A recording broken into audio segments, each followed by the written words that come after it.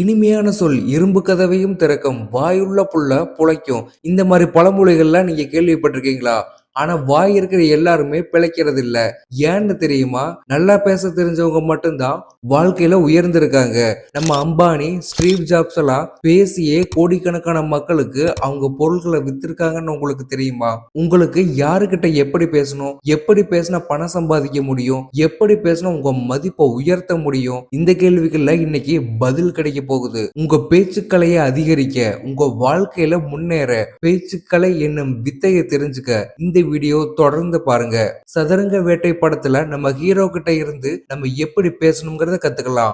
அவரு ஒவ்வொருத்தர்கிட்டையும் எப்படியெல்லாம் பேசி ஸ்கேம் பண்ணுவாருன்னு படம் பார்த்திருந்தா உங்களுக்கு தெரிஞ்சிருக்கும். சரி, இந்த பேச்சுக்களையே நம்ம கத்துக்கிட்டு நேர்மையான வழியில நம்ம உயர்த்திக்க, நம்ம பணம் சம்பாதிக்க, நம்ம சேர்த்து வச்ச பணத்தை காப்பாத்திக்க நம்ம கத்து வச்சுக்கணும். உங்ககிட்ட உங்க நண்பர் கால் பண்ணி 500 ரூபாய் ஜிபே பண்ணு, நான் 2 நாள்ல தந்துடுறேன்னு சொல்றாரு. அவர்கிட்ட காசு கொடுத்தா வராதுன்னு உங்களுக்கு தெரியும். அவர்கிட்ட இல்லைன்னு சொல்லாம சரின்னு சொல்லிட்டு காலை கட் பண்ணிட்டு கொஞ்ச நேரம் கழிச்சு என்னோட பேங்க் சர்வர் டவுனா இருக்கு, இப்போதைக்கு பணம் அனுப்ப முடியாதுன்னு சொல்லிருங்க.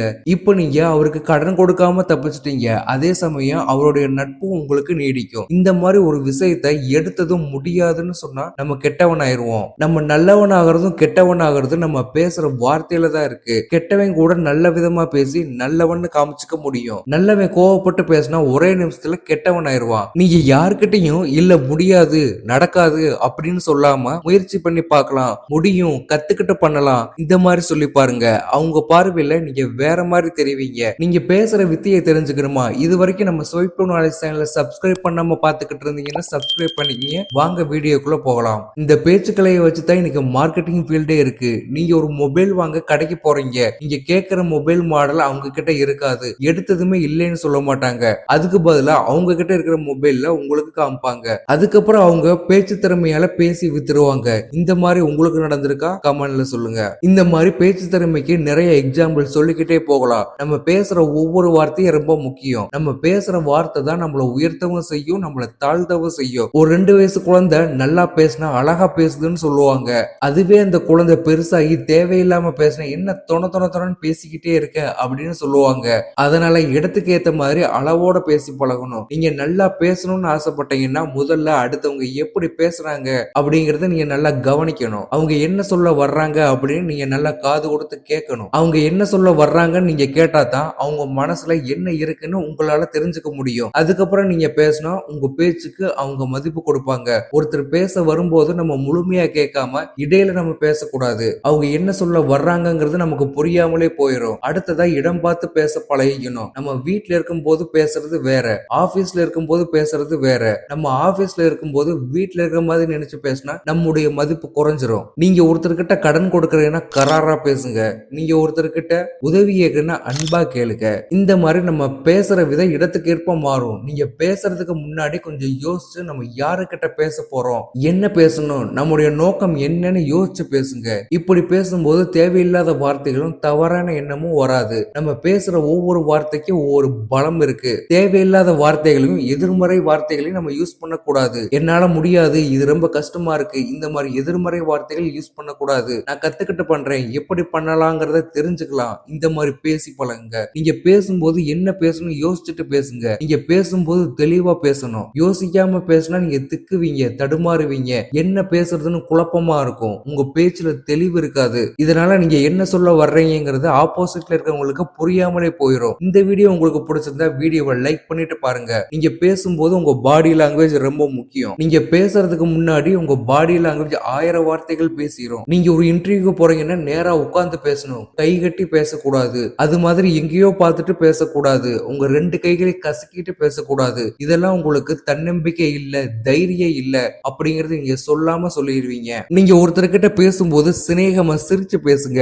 அவங்க கண்களை பார்த்து பேசுங்க. நீங்க உங்க கைகளை அசைச்சு கூட பேசலாம். இந்த மாதிரி நீங்க பேசும்போது உங்களுக்குள்ள இருக்கிற தன்னம்பிக்கை காட்டுற மாதிரி இருக்கும். நீங்க சொல்ற விஷயத்துக்கு ஒரு பலத்தை கொடுக்கும். இதெல்லாம் பார்க்கும்போது ஒரு கம்பீரமான தோற்றம் உங்களுக்குள்ள வரும். அதுக்கப்புறம் நீங்க பேசுற வாய்ஸ் டோன் ரொம்ப முக்கியம். சில பேர் பேசும்போது அவங்க வாய்ஸ் நல்லா இருக்கும். அந்த வாய்ஸ் டோனை வச்சு அவங்க யாருன்னு சொல்லிடுவாங்க. அந்த மாதிரி ஒருத்தருடைய வாய்ஸ் டோன் அவங்களுடைய அடையாளம்னே சொல்லலாம். நீங்க டெய்லி நல்லா பேசி பழகும் போது உங்களுக்குள்ள ஒரு வாய்ஸ் டோன் செட் ஆயிரும். நீங்க யாருக்கிட்டையும் கத்தி பேசக்கூடாது. தெளிவா, நிதானமா, உறுதியோட பேசணும். அது மட்டும் இல்ல, நீங்க ரொம்ப வேகமாவும் பேசக்கூடாது, ரொம்ப மெதுவாவும் பேசக்கூடாது. மத்தவங்களுக்கு புரியுற மாதிரி நிதானமா பேசினாலே போதும். முக்கியமான வார்த்தைகளுக்கு கொஞ்சம் அழுத்தம் கொடுத்து பேசுங்க. உங்க குரல்ல இருக்கிற அந்த தன்னம்பிக்கையான ஏற்ற இறக்கம் நீங்க சொல்ல வர்ற கருத்தை ஆழமா மத்தவங்க மனசுல பதிய வைக்கும். அதுக்கப்புறம் நீங்க எப்பவும் உங்க ஸ்டைல்லயே பேசுங்க. நான் அவங்கள மாதிரி பேசணும், இவங்கள மாதிரி பேசணும்னு நினைச்சு உங்களுக்குள்ள இருக்கிற தனித்திறமைய மறந்துடாதீங்க. அறிமுகம் இல்லாத நபர்கள் கிட்ட பேச தயக்கப்படாதீங்க. நீங்க ஒரு புதுசா ஒரு நபர்கிட்ட பேசும்போது நிறைய விஷயங்கள் கத்துக்கலாம். கூடவே அவங்க அனுபவத்தையும் தெரிஞ்சுக்கலாம். நம்ம பேசினா நம்மளுடைய வாழ்க்கை தரம் மட்டும் உயர்றது இல்ல, நம்முடைய தொழிலும் முன்னேறும். உதாரணமா நம்ம அம்பானி ஜியோ இன்ட்ரோடியூஸ் பண்ண நேரத்துல ஜியோ சிம் 3 மாசத்துக்கு ஃப்ரீ, இன்டர்நெட் ஸ்பீடா இருக்கும்னு அவருடைய ப்ராடக்ட பத்தி ஸ்டேஜ்ல பேசியிருப்பாரு. அது மட்டும் இல்ல, புதுசா டெக்னாலஜில ஏதாவது அறிமுகப்படுத்தும் போது அவர் அந்த பொருளை பத்தி ஆகா ஓகோன்னு பேசியிருப்பாரு. இவரு இந்த மாதிரி நேரடியா மக்கள் கிட்ட பேசி மக்களோட ஒரு தொடர்பை ஏற்படுத்திக்கிறாரு. மக்கள் மனசுல ஒரு நம்பிக்கையை விதைக்கிறாரு. இதுவே அவர் ஸ்டேஜ்ல பேசாம சும்மா விளம்பரம் மட்டும் கொடுத்திருந்தா இன்னைக்கு ஜியோ நம்பர் 1 இருக்க வாய்ப்பே இல்ல. இது மட்டுமா, ஐபோன் வெளியான அந்த காலகட்டத்துல ஸ்டீவ் ஜாப்ஸ் ஒரு ஸ்டேஜ்ல அந்த ஐபோனை பத்தி பேசியிருப்பாங்க. மத்த கம்பெனி போனை விட அவங்க கம்பெனி மொபைல்ல என்ன வித்தியாசமா இருக்குன்னு தெளிவா எடுத்து சொல்லியிருப்பாரு. அவர் ஸ்டேஜ்ல அவர் கம்பெனி மொபைல்ல என்ன இருக்கு, மத்த கம்பெனிக்கு அவங்க கம்பெனிக்கு என்ன வித்தியாசம் இருக்கு, ஃபியூச்சர்ல எப்படியெல்லாம் நாங்க கொண்டு வர போறோம், எல்லாத்தையும் பொறுமையா தெளிவா சொல்லியிருப்பாரு. ஸ்டீவ் ஜாப் பேசுனது 14 வருஷத்துக்கு முன்னாடி. அவர் அன்னைக்கு இன்ட்ரோடியூஸ் பண்ணதான் இந்த ஐபோன். இன்னைக்கு வரையும் அவங்க பேசாமலே அந்த கம்பெனி மொபைல் லட்சத்துல வித்தாலும் வாங்குறதுக்கு ஆட்கள் இருக்காங்க. நீங்க எதிர்காலத்துல ஒரு தொழில் பண்ணணும்னா இந்த பேச்சுக்களை ரொம்ப முக்கியமா இருக்கும். ஒரு கஸ்டமர் கிட்ட நல்லா பேசி பொருளை விற்க தெரிஞ்சுக்குங்க. நீங்க ஒரு கஸ்டமர் கிட்ட நல்லா பேசி நண்பர்கள் ஆயிட்டீங்கன்னா அந்த கஸ்டமர் இவர் நமக்கு தெரிஞ்சவருன்னு தொடர்ந்து உங்க கடைக்கு மட்டும்தான் வருவாங்க. அது மட்டும் இல்லைங்க, அவர்களோட நண்பர்களே கூட்டிட்டு வருவாங்க. இதனால உங்க தொழில் முன்னேறதுக்கு வாய்ப்பு இருக்கு. நான் காலேஜ் படிக்கும் போது வேறொரு டிபார்ட்மெண்ட்ல இருக்கிற நண்பரோட பழக வாய்ப்பு கிடைச்சு. நட்பு சுமூகமா போய்கிட்டு இருந்துச்சு. காலேஜ் படிப்பும் முடிஞ்சு. சில வருடங்களுக்கு பிறகு நாங்க சந்திச்ச போது என்னோட தொழில் இருக்கிற ஒரு சர்வீஸ் அவருக்கு தேவைப்பட்டதால அதை அவர் யூஸ் பண்ணிக்கிட்டாரு. அது மட்டும் இல்ல, அவர் நண்பர்களே கூட்டிட்டு வந்தாரு. இதன் மூலமா என்னுடைய பிசினஸ் கொஞ்சம் பெருகுச்சு. நான் காலேஜ் படிக்கும் போது அந்த நண்பரோட பழகாம இருந்திருந்தா, அதாவது பேசி பழகாம இருந்திருந்தா இன்னைக்கு என்னோட பிசினஸ் கொஞ்சம் டெவலப் ஆகி இருக்காது. நம்ம பிசினஸ் பண்றோம் அப்படின்னா புது புது நபர்கள் கிட்ட பேசி பழகணும். அப்படி பேசி பழகிறதால நமக்கு 2 விஷயங்கள் நடக்கலாம். அந்த நண்பர் மூலமா நமக்கு பிசினஸ் டெவலப் ஆகிறதுக்கு வாய்ப்பு இருக்கு, இல்ல அந்த நண்பர் நம்ம கிட்ட கடன் கேட்கறதுக்கு வாய்ப்பு இருக்கு. சோ இதனால நம்ம எல்லாத்துக்கிட்டையும் பேசி பழகிறது கத்தியில நடக்கிற மாதிரி தான் இருக்கும். ஒருத்தர் நம்ம கிட்ட கடன் கேட்டுருவாரோ அப்படின்னு நினைச்சு யாருக்கிட்டையும் பேசாம விட்டுறாதீங்க. வாழ்க்கையில ஒரு நல்லதுன்னு ஒண்ணு இருந்தா கெட்டதுன்னு ஒண்ணு கண்டிப்பா இருக்கும். நம்ம நல்லதை மட்டுமே எடுத்துக்கணும். இனிமையான சொல் இரும்பு கதவையும் திறக்கும். அதாவது அன்பான பணிவான வார்த்தைகள் மூலமா கடினமான இதயத்தையும் முடியாத காரியத்தையும் கூட நம்மளால சாதிக்க முடியும். எவ்வளவு கடினமான சவால்களையும் கூட மென்மையான பேச்சால நம்மளால வெல்ல முடியும். கோபமா இருக்கிறவங்களை அமைதிப்படுத்த பணிவா பேசணும். புடிவாதமா இருக்கிறவங்களை அன்பா பேசி சம்மதிக்க வைக்கணும். கடுமையான சூழ்நிலையில மென்மையா பேசினா தீர்வு கிடைக்கும். நீங்க ஒரு வேலையில இருக்கிறீங்க, உங்க வேலையில அடுத்த கட்டத்துக்கு போகணுமா, இந்த பேச்சுக்களை முக்கியம். இந்த மாதிரி சொல்றத நீங்க கேள்விப்பட்டிருக்கீங்களா? அவன் பேசினா அவன் பேச்ச மட்டும்தான் கேட்பாங்க, அவன் சொன்னா எல்லாரும் கேட்பாங்க. ஏன் நம்ம சொன்னா அவங்க கேட்க மாட்டாங்களா? நிச்சயம் கேட்பாங்க.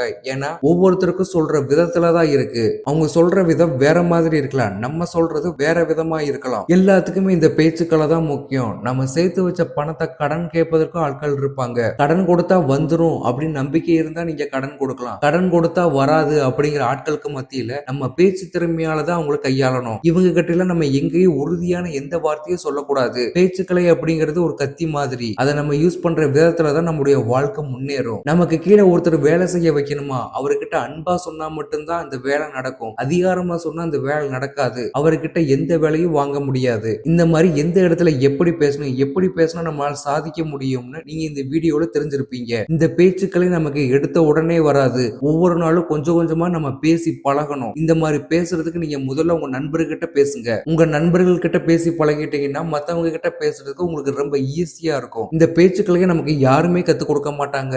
ஏன் ஸ்கூல்ல காலேஜ்ல கூட இதை பத்தி சொல்ல மாட்டாங்க. நம்ம வாழ்க்கையில நம்ம முன்னேறணும்னா நம்மளா தான் இந்த கலையை கத்துக்கணும். நம்ம குழந்தைகளுக்கு சின்ன வயசுல இருந்து இந்த கலையை கத்துக் கொடுங்க. உங்ககிட்ட நிறைய குறைகள் இருக்கும். அந்த குறைகளை நினைச்சு நீங்க ரொம்ப கவலைப்படுறீங்களா? இந்த உலகத்துல குறைகள் இல்லாத மனிதர்கள் யாரும் யாருமே கிடையாது. அந்த குறைகள் தான் அவங்களுக்கு பலம் சேர்க்கும்னு உங்களுக்கு தெரியுமா? என்னது குறைகள் பலம் சேர்க்குமா? எப்படின்னு கேக்குறீங்களா? ஸ்கிரீன்ல தெரியுற இந்த வீடியோவை பாருங்க.